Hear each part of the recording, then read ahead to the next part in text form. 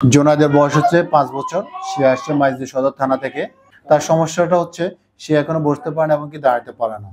তো তাকে আমরা এখন ডাক্তার অর্থোফেনিলিফ অয়েল দিয়ে ম্যাচ করে দিচ্ছি।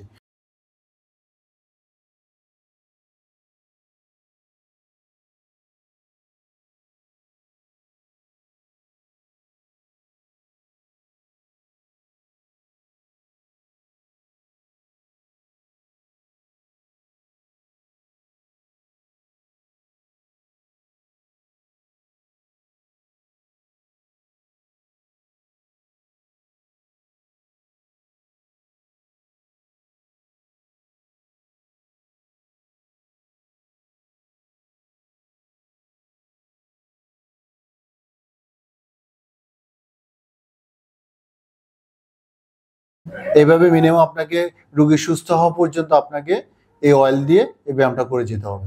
ঠিক আছে?